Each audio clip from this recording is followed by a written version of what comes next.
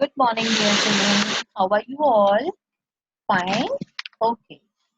Before starting the class, join your hands and close your eyes for the prayer. Dear God, please shower your blessings which the world needs. Let miracles happen, and please remove all the pain, spread happiness and peace all over the world. Thank you, God. Now let us start our second chapter of EVS, that is bones and muscles. Before understanding bones and muscles, we have to do a quick recap of lesson 1. We studied about organs, internal organs and external organs. These organs work together, some specific function, then it is called as organ system. We studied about four major organ systems in chapter 1. These organ systems were digestive system, responsible for digestion; circulatory system, responsible for circulation of blood along with food and oxygen; excretory system, that is responsible for excretion of waste from the body; and the fourth one was respiratory system. Respiratory system is responsible for breathing. Now, in this chapter, we will study about two more systems. They are skeletal system related to bones and muscular system related to muscles. Now, today we are first going to study about skeletal system. So let us start this with an activity. Activity time. Sit on the chair and try to touch the front part of your leg below the knee. Touch the part of the leg below the knee. Front part and the back part below the knee. Front part, what did you observe? Front part is hard to touch and the back part or the calf region is soft to touch. It means the front part shows the presence of bones and the back part or the calf region shows the presence of muscles. Muscles and bones help our body to move. They are present inside our body and are covered with skin. This diagram clearly shows how our body is made up of apart from organs. It shows skeletal system one side and the other side shows the muscular system. Now, what is skeleton? Skeleton is framework of bones in our body. Number of bones are present. Together they make a framework which is called skeleton. A baby has 300 bones and some of the bones get fused as we grow and we are left with 206 bones. Bones are made up of living tissues. They have blood cells, they have minerals, calciums and proteins also. They are of different sizes and shapes. Skeletal system includes, it has four parts. It includes the skull, the vertebral column, the ribs and the limbs. This picture shows the skeletal system. It's Mr. Bony. Important point about the skeletal system. Long bones of the skeleton, they are hollow. They are filled with soft, fatty tissue, jelly-like tissue called as bone marrow. Bone marrow is responsible for the production of red blood cells. Because of this, the bones are living in nature. What are the functions of skeletal system? Skeleton system protects our internal organs like heart, brain, lungs, etc. It gives shape to our body. It helps in movement along with muscles. because of skeletal system and muscles and joints, we are able to move our hands, we are able to run, we are able to bend, we are able to walk. So we are able to do different activities. Long bones are hollow and have bone marrow, which produces red blood cells. Now, the first part of the skeletal system is the skull. Skull, what is skull? The bones of the head make the skull. Skull has holes for eyes, ears, teeth, and nose. It protects the brain. It has 22 bones. It is divided into two parts, the upper jaw and the lower jaw. Upper part or upper jaw is fixed, which is having 8 bones, and lower jaw is movable, due to which we can eat and speak. It has 14 bones. Now again, we will do an activity. It's activity time. Try to move your upper jaw and try to move your lower jaw. What did you observe?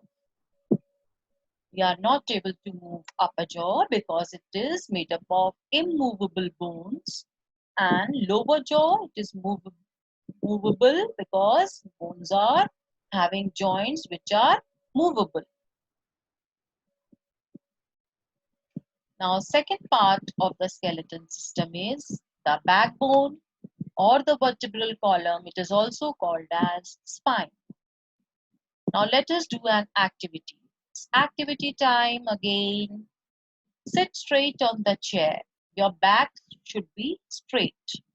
Try to touch your back in the middle part. What did you observe? A long, flexible column made up of many small bones, which is extending from the neck to the end of the back. This is backbone or vertebral column.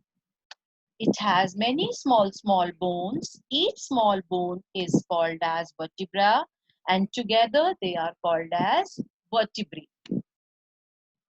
Vertebral column has 33 bones initially when we are born. As we grow, some bones towards the waist or lower part get fused and we are left with 26 vertebrae. In between the vertebrae, a cushion-like cartilage is present.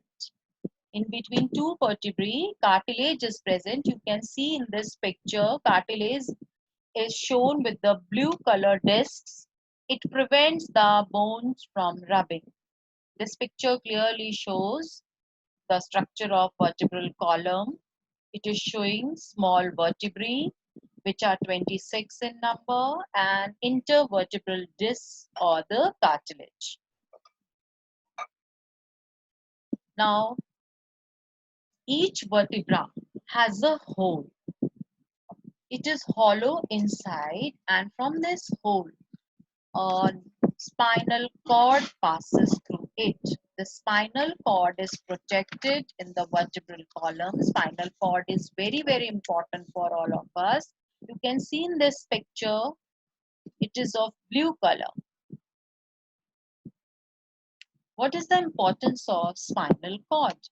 Spinal cord connects the brain to the body. It sends signals to brain to do any work. So it is very important to keep our spinal cord safe. We should adopt straight posture so that our backbone is always straight.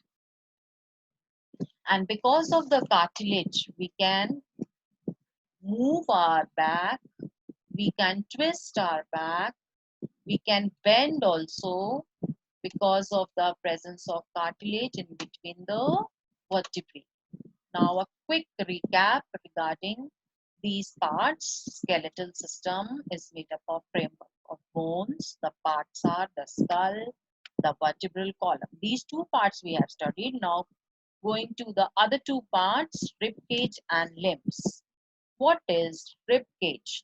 Before this, you have to do some assignment, written work, define skeleton and write any three functions of it.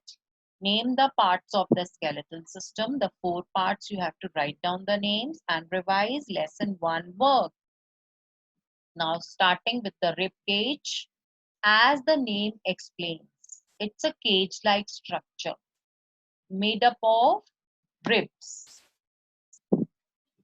It is a cage-like structure to protect our heart and lungs. What are ribs then? Ribs are thin, flat, bow-shaped bones.